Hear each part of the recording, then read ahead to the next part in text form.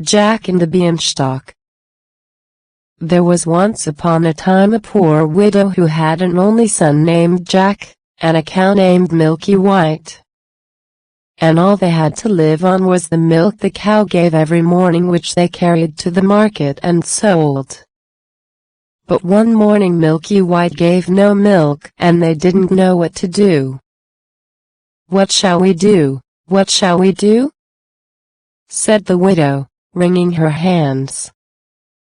"Cheer up, mother, I'll go and get work somewhere," said Jack. "We've tried that before, and nobody would take you," said his mother. "We must sell Milky White, and with the money do something, start shop, or something." "All right, mother," says Jack. "It's market day today, and I'll soon sell Milky White, and then we'll see what we can do." So he took the cow's halter in his hand, and off he starts. He hadn't gone far when he met a funny-looking old man who said to him, "Good morning, Jack." "Good morning to you," said Jack, and wondered how he knew his name. "Well, Jack, and where are you off to?" said the man. "I'm going to market to sell our cow here." "Oh, you look the proper sort of chap to sell cows," said the man. "I wonder if you know how many beans make 5. "2 in each hand and 1 in your mouth," says Jack, as sharp as a needle.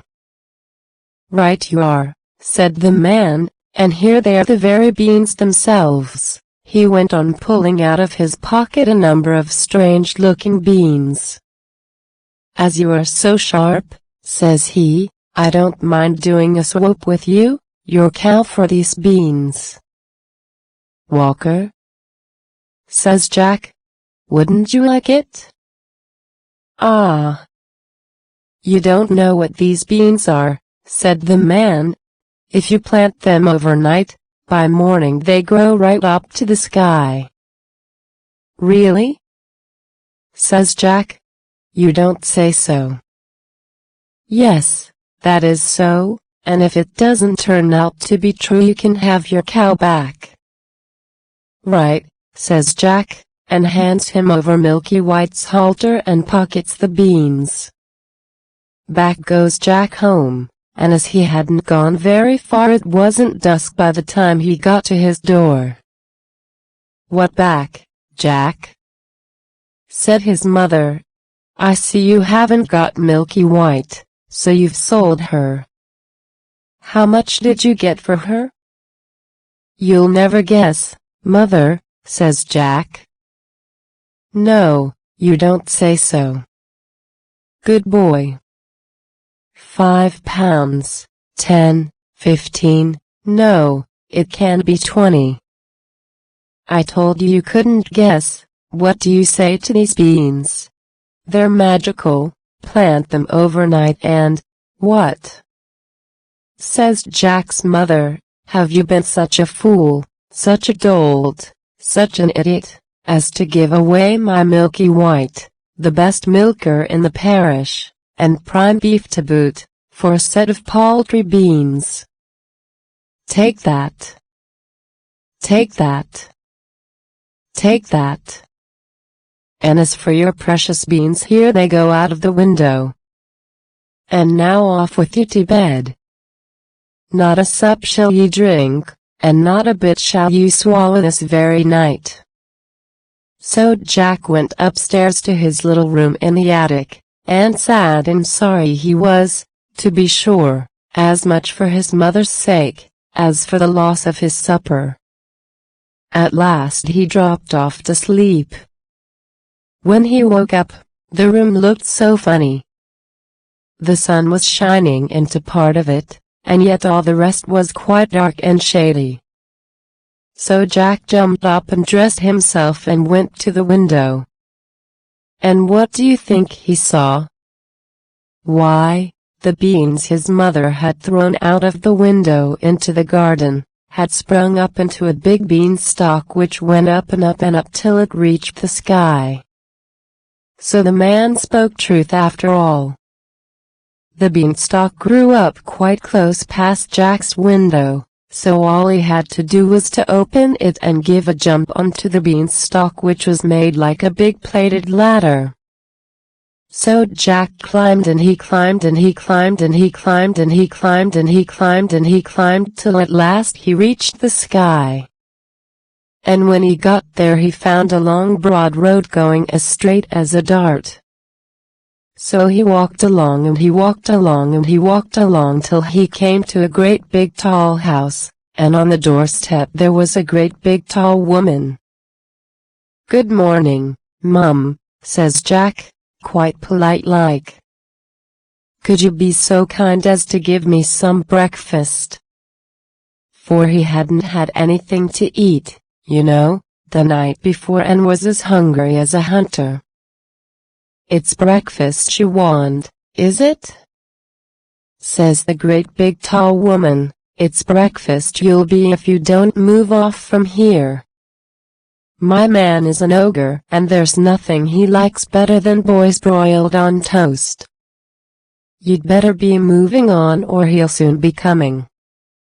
"Oh, please Mum, do give me something to eat, Mum. I've had nothing to eat since yesterday morning, really and truly, Mum," says Jack. "I may as well be broiled as die of hunger." Well, the ogre's wife wasn't such a bad sort, after all. So she took Jack into the kitchen, and gave him a junk of bread and cheese and a jug of milk.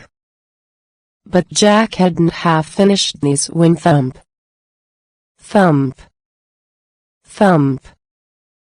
The whole house began to tremble with the noise of someone coming. "Goodness gracious me! It's my old man," said the ogre's wife. "What on earth shall I do? Here, come quick and jump in here." And she bundled Jack into the oven just as the ogre came in. He was a big one, to be sure. At his belt he had 3 calves strung up by the heels, and he unhooked them and threw them down on the table and said, "Here, wife, broil me a couple of these for breakfast." "Ah, what's this I smell?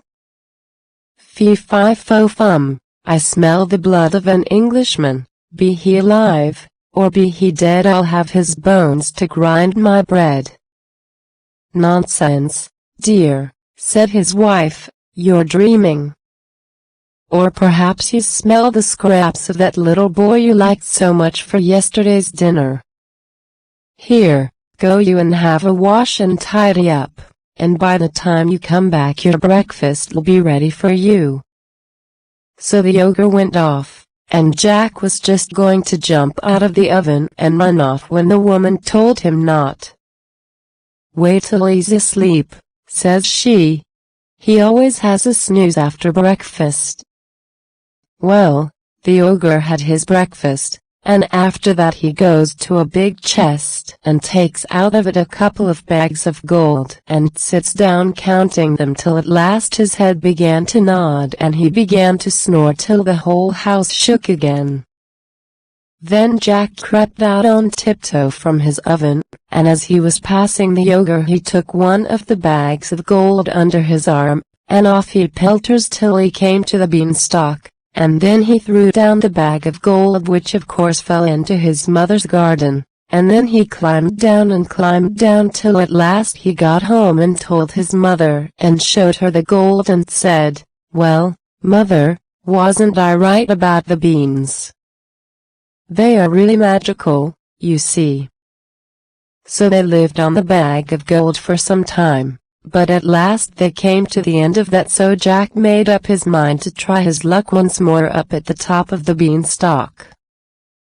So one fine morning he got up early, and got onto the beanstalk, and he climbed and he climbed and he climbed and he climbed and he climbed and he climbed till at last he got on the road again and came to the great big tall house he had been to before.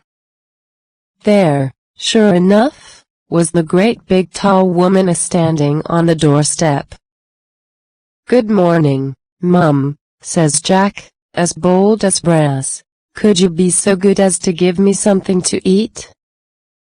"Go away, my boy," said the big, tall woman, "or else my man will eat you up for breakfast." "But aren't you the youngster who came here once before? Do you know, that very day, my man missed one of his bags of gold." "That's strange, Mum," says Jack. "I dare say I could tell you something about that, but I'm so hungry I can't speak till I've had something to eat." Well, the big tall woman was that curious that she took him in and gave him something to eat. But he had scarcely begun munching it as slowly as he could when thump, thump, thump, they heard the giant's footstep, and his wife hid Jack away in the oven. All happened as it did before. In came the ogre as he did before, said, "Fee-fi-fo-fum," and had his breakfast off 3 broiled oxen. Then he said, "Wife, bring me the hen that lays the golden eggs." So she brought it, and the ogre said, "Lay," and it laid an egg all of gold. And then the ogre began to nod his head, and to snore till the house shook. Then Jack crept out of the oven on tiptoe and caught hold of the golden hen, and was off before you could say, "Jack Robinson." But this time the hen gave a cackle which woke the ogre, and just as Jack got out of the house he heard him calling, "Wife, wife, what have you done with my golden hen?" And the wife said, "Why, my dear?" But that was all Jack heard, for he rushed off to the beanstalk and climbed down like a house on fire. And when he got home he showed his mother the wonderful hen and said, "Lay," to it. And it laid a golden egg every time he said, "Lay." Well, Jack was not content, and it wasn't very long before he determined to have another try at his luck up there at the top of the beanstalk. So one fine morning, he got up early, and went on to the beanstalk, and he climbed and he climbed and he climbed and he climbed till he got to the top. But this time he knew better than to go straight to the ogre's house. And when he got near it he waited behind a bush till he saw the ogre's wife come out with a pail to get some water, and then he crept into the house and got into the copper. He hadn't been there long when he heard thump, thump, thump, as before, and in come the ogre and his wife. "Fee-fi-fo-fum, I smell the blood of an Englishman," cried out the ogre. "I smell him, wife, I smell him." "Do you, my dearie?" says the ogre's wife. "Then if it's that little rogue that stole your gold and the hen that laid the golden eggs he's sure to have got into the oven." And they both rushed to the oven. But Jack wasn't there, luckily, and the ogre's wife said, "There you are again with your fee-fi-fo-fum. Why, of course it's the lady you caught last night that I've broiled for your breakfast. How forgetful I am, and how careless you are not to tell the difference between a live one and a dead one." So the ogre sat down to the breakfast and ate it, but every now and then he would mutter, "Well, I could have sworn," and he'd get up and search the larder and the cupboards, and everything, only luckily he didn't think of the copper. After breakfast was over, the ogre called out, "Wife, wife, bring me my golden harp." So she brought it and put it on the table before him. Then he said, "Sing." And the golden harp sang most beautifully. And it went on singing till the ogre fell asleep, and commenced to snore like thunder. Then Jack lifted up the copper lid very quietly and got down like a mouse, and crept on hands and knees till he got to the table, when he got up and caught hold of the golden harp and dashed with it towards the door. But the harp called out quite loud, "Master! Master!" And the ogre woke up just in time to see Jack running off with his harp. Jack ran as fast as he could, and the ogre came rushing after, and would soon have caught him, only Jack had a start and dodged him a bit and knew where he was going. When he got to the beanstalk, the ogre was not more than 20 yards away when suddenly he saw Jack disappear and when he got up to the end of the road he saw Jack underneath climbing down for dear life. Well, the ogre didn't like trusting himself to such a ladder, and he stood and waited, so Jack got another start. But just then the harp cried out, "Master! Master!" And the ogre swung himself down onto the beanstalk, which shook with his weight. Down climbs Jack, and after him climbed the ogre. By this time Jack had climbed down and climbed down and climbed down till he was very nearly home. So he called out, "Mother! Mother! Bring me an axe, bring me an axe!" And his mother came rushing out with the axe in her hand, but when she came to the beanstalk she stood stock still with fright, for there she saw the ogre just coming down below the clouds. But Jack jumped down and got hold of the axe and gave a chop at the beanstalk, which cut it half in two. The ogre felt the beanstalk shake and quiver, so he stopped to see what was the matter. Then Jack gave another chop with the axe, and the beanstalk was cut in two and began to topple over. Then the ogre fell down and broke his crown, and the beanstalk came toppling after. Then Jack showed his mother his golden harp, and what with showing that and selling the golden eggs, Jack and his mother became very rich, and he married a great princess, and they lived happy ever after.